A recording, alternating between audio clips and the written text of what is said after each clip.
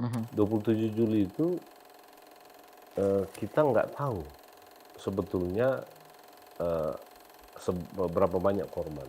Oke. Pertama karena memang situasi Mhm. itu bukan situasi ideal ya. Iya, iya, Eee, kita nggak nyaman hidup dalam suasana seperti itu. iya. Ya kebebasannya tidak ada, ngomong aja diatur-atur dan Mhm. seterusnya. Mmm. Sudah nggak mungkin mundur. Iya. Dengan teror ya, dengan intimidasi, bahkan dengan pembunuhan, Mhm. itu sudah nggak mungkin mundur. Dan itu yang kemudian menurut saya juga membuat eee eee, banyak orang yang ada di sekitar Soeharto itu tidak lagi mau mendukung Soeharto, karena rakyat waktu itu sudah nggak mungkin lagi, mau dibunuh pun siap ya.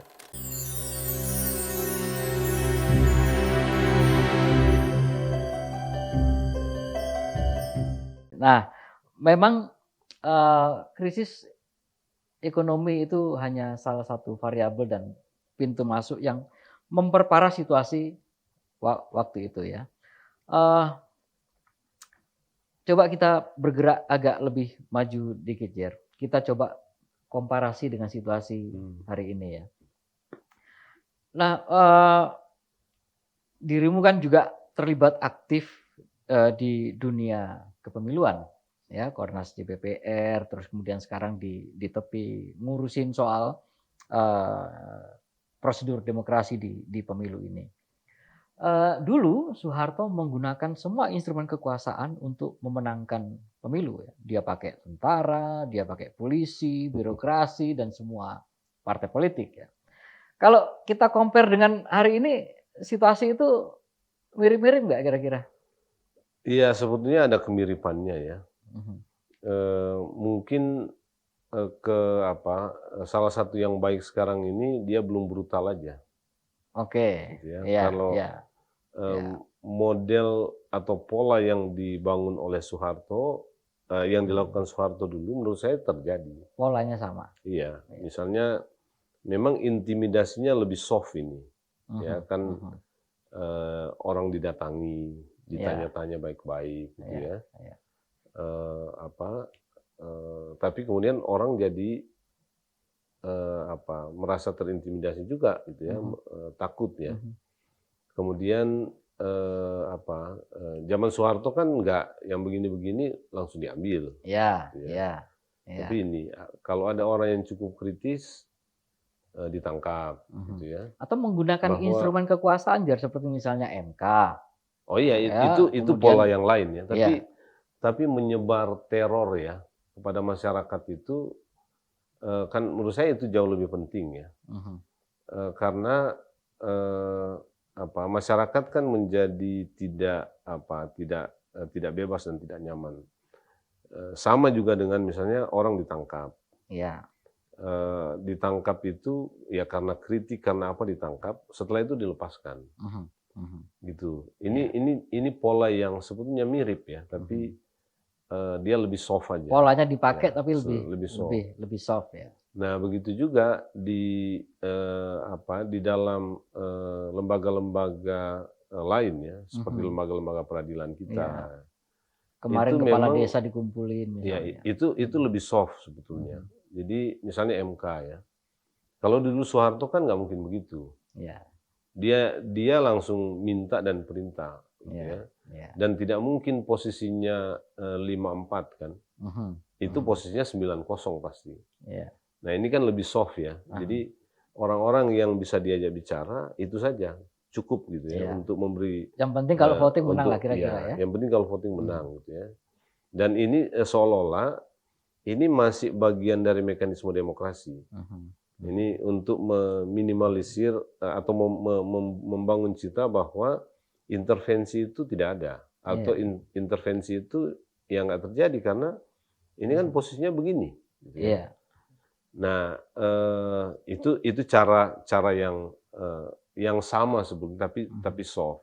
mhm, Mobilisasi, dukungan gitu ya. iya, Kalau dulu iya, memang di zaman Soeharto mhm, nggak ada iya, iya, perdebatan, tapi mhm, ini, mainnya di, ruang-ruang abu-abu dari regulasi yang ada. mhm, Sehingga, sulit untuk, melakukan penegakan hukum ya. Jadi mobilisasi kepala desa. Ya secara substansi tahu bahwa itu, nggak boleh gitu ya, karena Iya, apalagi kepala desa sekarang ini kan mengelola uang negara iya. gitu Mhm, ya, mhm. sehingga ada kemungkinan dia menggunakan itu untuk kepentingan-kepentingan, politik tertentu, pemenangan misalnya, Iya. Karena gitu. kepala Jadi desa ini yang paling strategis, dia ada di ujung tombak betul betul, dia masyarakat. langsung Iya, berhadapan dengan masyarakat dan pengalaman kita dalam pemilu kan, sebetulnya kepala desa itu punya posisi penting karena orang nanya ke dia.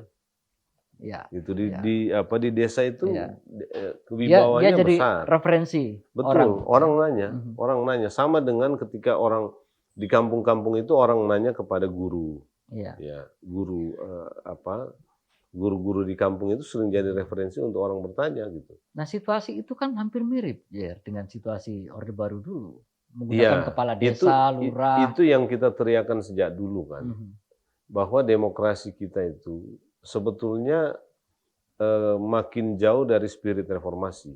Iya, iya. Itu Mhm. sudah sejak 10 tahun yang lalu kita Mhm. kita suarakan gitu Iya. ya. Karena, eee kalau dulu memang prosedurnya dibuat melegitimasi keinginan dari, penguasa. Iya, iya. Nah sekarang itu memang sedikit berbeda, penguasa itu main dalam prosedur demokrasi Mhm. kita. Legalitas formal lah ya Betul, dia sehingga dia dapat. dia Mhm. terlihat atau ya muncul di publik sebagai orang yang yang demokratis juga gitu ya, Iya, bukan iya. orang yang, menggunakan kekuasaan itu. Padahal Mhm. menggunakan kekuasaan sebagaimana mungkin pengalaman kita di masa Orde Baru gitu ya. Iya, iya. Tapi sebetulnya substansinya juga menggunakan kekuasaan. Sama saja Iya, substansinya.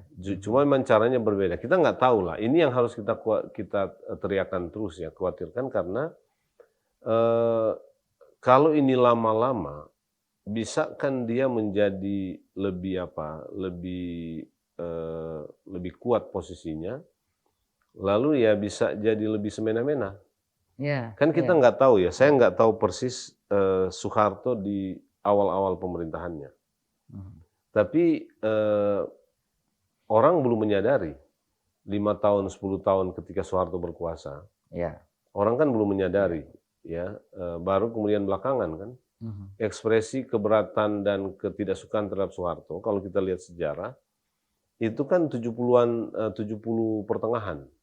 Iya, Itu kan ada iya. peristiwa Malari gitu ya, Iya, ada peristiwa itu kan lari. tahun Mhm. 70-an. Mhm. Artinya dia sudah sedang 2 periode itu.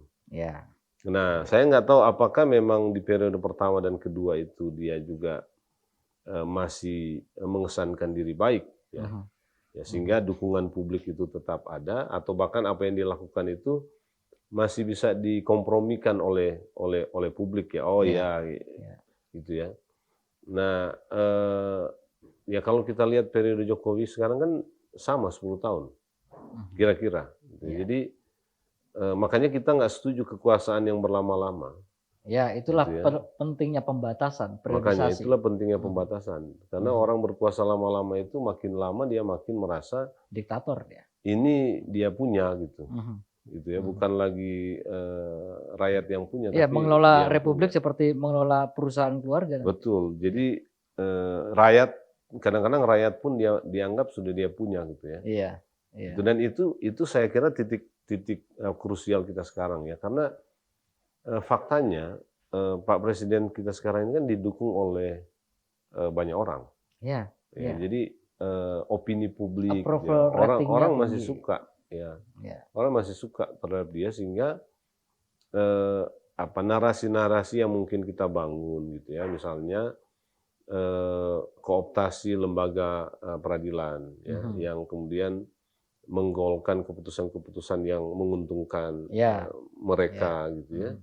itu nggak dipercaya publik sebagai sesuatu yang salah, Iya. gitu. Seperti no problem ya. Iya, karena, figurnya masih, cukup cukup populer dan, Mhm. Mhm. orang masih melihat itu sebagai sesuatu yang wajar, gitu. Itu padahal itu persis yang kita kritik di masa Iya, reformasi, iya, gitu iya. kan. Cuma kan reformasi memang sudah mengerucut kekecewaan itu puluhan tahun, ini baru, menjelang 10 tahun. Iya.